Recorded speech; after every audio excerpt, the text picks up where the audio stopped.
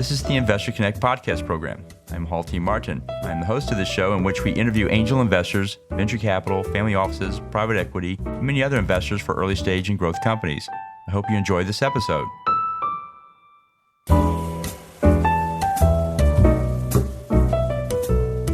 Well, hello, this is Hall Martin with Investor Connect. Today I'm here with Zhang, founder and CEO of Remmie. Remmie Health is a medical technology startup targeting the most common reason for a sick child visit, otitis media, ear infection, with 16 million episodes per year in the U.S. alone. Remmie's first product is an at-home smart otoscope that enables telemedicine and tracking ENT infections. This patent-pending device empowers parents to monitor ear, nose, and throat symptoms, and it can be used safely in the home. Zhang, thank you for joining us. Thank you very much. Thank you for having me. Great. So what was your background before founding Remmie? I am a biomedical engineer by training. So I went through in my career the whole life cycle of healthcare products. For early stage research and development, I built infectious disease diagnostics devices through my PhD in bioengineering from Boston University. And then I built automatic microscopes for tuberculosis as a senior scientist in Becton Dickinson. My specialty is actually diagnostics of infection and inflammation for the low resource settings, especially the home. I'm currently an affiliate assistant professor with the University of Washington on innovative diagnostics. So for the past 7 years, I have also dove into the early stage business development and launch preparation for large biotech and pharmaceutical companies. I worked as a management consultant for these companies in ZS Associates and helping these companies launch major products. And I led forecast and marketing analytics for Amgen as a senior manager in commercial strategy, forecasting, marketing operations. Well, great. So what led you to start work in this space, and where do you think it's going? Yeah. So you mean where did I start? How did I start working in this space? Yes. How did you get started? Yeah. So while I was focused on my career development or growth, as I mentioned, in large healthcare companies, my son was a preschooler. He had a tough year in the first year in childcare. He had 4 ear infections. For one of the episodes, it was just in the middle of the day, in the middle of the night. We had to go to the doctor 5 times and went through 3 different antibiotics. It took 40 days to resolve. His fever kept on coming back. So we just got rejected so many times for second opinion. We had antibiotic allergy. The doctor, and in the end, he told me to get closer to his throat and he showed me with his flashlight. He said, look, he didn't have an ear infection. It's probably started with that. But in the end, he had hand and mouth disease because of all the white blisters in the back of his throat. You should be able to see this. And at that moment, I was shocked because I just gave him antibiotics for 10 days for nothing. And also I didn't realize, I'm supposed to look in the throat by myself. So through this experience, I thought I needed a monitor for myself. And doctor said there's more infections in the next 6 months. He'd have to get an ear tube, which I kind of freaked out about because it's a full body anesthesia procedure. So, if I monitor him myself, I talked to my friends. I said, look, is this a good idea?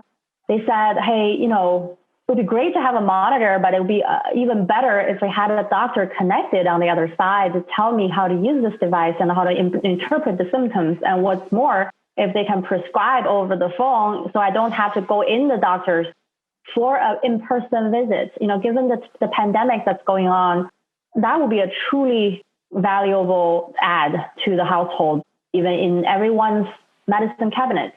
So I started researching. I couldn't find such a monitor, combining safety, ergonomics, connectivity to a doctor. So I took this idea through the part-time MBA program, which I would spend 3 years with UCLA Anderson School of Management, where I founded the company, filed patents, formed a team, and won pre-seed money to basically kick it off. Well, great. So for those investors out there, what's your advice for them in investing in this space? What do you tell them to do before they write that check? Yeah, I've talked to many investors in the space. One thing that I wanted to share is truly really invest in companies that are solving the pain points. At this point, families just would like to avoid doctor's visits as much as they can, by all means. There's also the other side of the problem, which is telemedicine and remote patient monitoring companies that are growing because of the pandemic, but they're also really looking for ways to increase customer retention, augment and enrich those patient experiences so that they truly mimic in-person visits. Without any tools like ours, the doctors are not able to provide those examinations. So that's so much pain points, but a lot of opportunities in the meantime. Also, if investors are interested in investing in digital health, they really need to look for a team with the right combination of skills and experiences in healthcare, technologies, operations, consumer products. And that's kind of folks who are experienced in both healthcare and tech, which almost sometimes run in parallel. But if there's a team that combines those experiences, invaluable perspectives from those worlds, that will be truly amazing. Those talents will cross-pollinate and amazing things can happen. So in our case, my partners and I bring vastly different perspectives on board. For example, we're able to think from the user's perspective. How would the physician like to interact with our product? What about a patient?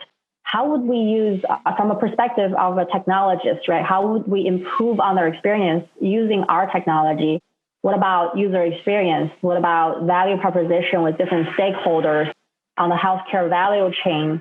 Because we truly bring value to consumers, and these are end physicians, healthcare providers, employers groups, payers, and most importantly, telemedicine companies.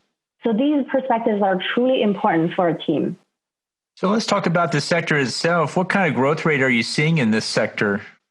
Yeah, so in terms of telemedicine as a sector or our potential customers, basically, they are surging this year. Last year, when we talk about telemedicine, people were laughing and saying, oh, that's like 0.05% of all total healthcare claims. This year, there's reports about 8,000% growth in telemedicine claims in April alone. And that represents, from the companies that we spoke with, many of them are saying we're doubling, tripling, quadruple in size this year compared to last year because surge in customer demand for them. So that's one sector. Telemedicine is growing tremendously because of the pandemic, and there are 800 companies offering telemedicine services nowadays in the U.S. On the other side, we're also serving a customer that are basically children who suffer from ear, nose, and throat symptoms, and that's 5 out of 6 children before the age of 3 would have one episode, and before they're 7 years of age, 30 to 40% of the children would have recurring conditions. And that's not accounting for adult populations who we noticed that many adults who have hearing loss or some sort of need for a regular hearing or ear, nose, and throat checks, allergy and everything going on with chronic sinusitis, for example. That's kind of amazing growth in the customers front for both companies as our customers as well as individuals. As a segment ourselves, the digital health space, it's very interesting. Those diagnosis assistance devices or monitors are just explosively growing this year as well. Last year, nobody would be buying kind of a consumer grade pulse oximeter. But this year, everybody is, even though you may not have a problem with pulse oximeter, your oxygen levels in the blood, many of my friends and families have noticed that it's helpful to have those tools in their first aid kit for prevention. So as a segment ourselves, diagnostic assistance tools and monitors, it's growing tremendously this year as well. Oh, great. And so how many companies are engaged in this sector? Yeah, like I mentioned, the 800 telemedicine service providers, and that includes healthcare institutions who derive their own solutions, healthcare companies who are providing those technology infrastructures, healthcare providers who are just leveraging Zoom to provide those services. And that's just a very big space where everybody is kind of trying to access patients and avoid in-person visits at this point. And there are also many companies building tools to enable those remote patient monitoring and telemedicine. I would say beyond the big players, there are also many others who are, like Johnson & Johnson, like companies who are providing solutions on a consumer basis. There's tremendous growth this year as well. I think these tools are basically needed to relieve the strained healthcare resources. And everybody's talking about, is telemedicine here to stay?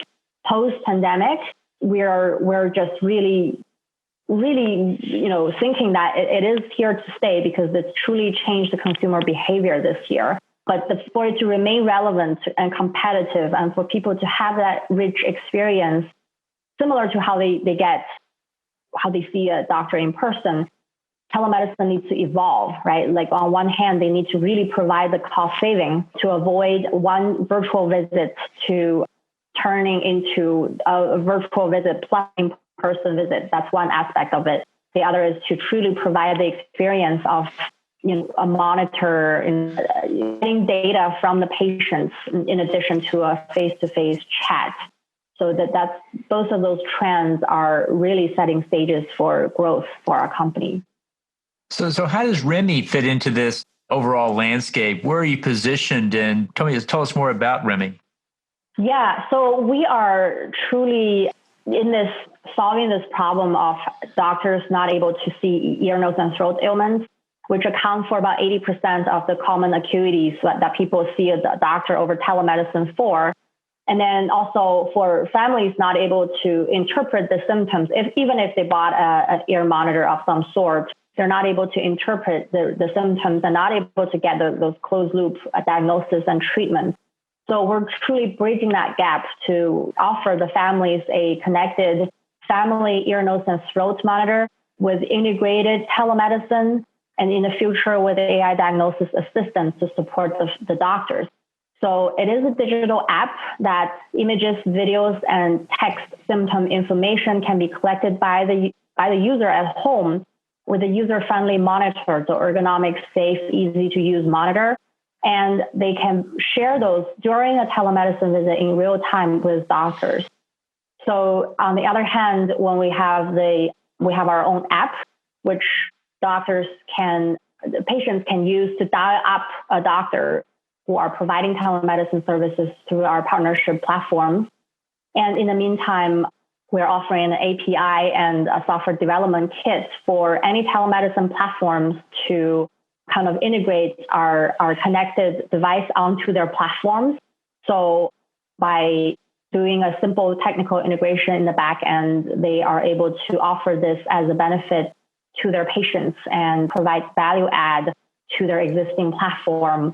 And in the future, there's also a pipeline Remmie.ai program that is patent pending that we offer to the doctors or telemedicine providers so that they can receive diagnosis assistance while they're receiving these symptoms from the patients to provide more accurate diagnosis. So we really are building a platform, and these video visits are where we see the most value. Great. And so what's the next step for Remmie when you get it out there, and where do you see it going? Yeah, so we have gotten quite a bit of traction in terms of both on the consumer front, where we sell directly through kind of retailers. We have our own store and offering the product directly to customers, and we'll be talking with major retailers, building contracts to sell it through their shelf or online stores. And we also are talking with telemedicine partners, schools, healthcare institutions, payers, anybody who may be interested in either generating additional revenue from new patients that we can refer to their platforms, or integrating in the back end to provide additional enriched telemedicine experience to their customers, or cut costs, essentially reducing unnecessary customer or patients in-person visits or ER visits, for example. So we do have contracts pending with a few of those partners in the space through reselling, co-promotion, technical integration, as well as distribution. So those contracts are being negotiated. We do have pretty good contract traction in both the retail and business-to-business directions. Great. Well, in the last few minutes that we have here, what else should we cover that we haven't? Yeah, we are really looking for raising a seed round of funding. We were pre-seed funded, and now we are at a stage where we're scaling up and grow really rapidly. We've gotten such great responses and traction in terms of the customers that we reach out to, and the percentage, 70-80% of the customers we reached out to are truly interested in talking more and talking further.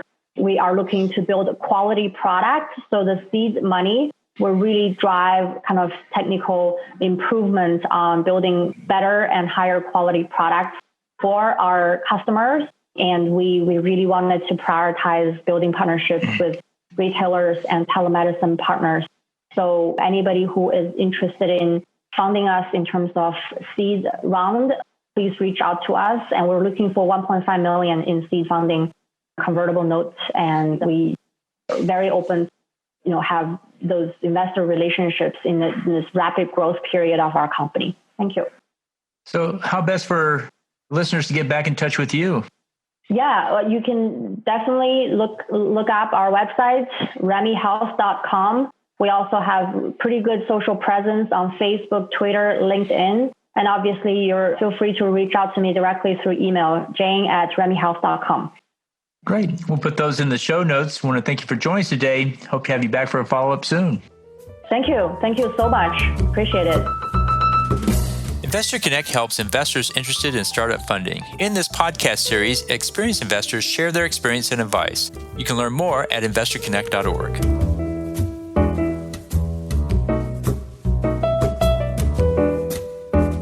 Paul T. Martin is the director of Investor Connect, which is a 501c3 nonprofit dedicated to the education of investors for early-stage funding.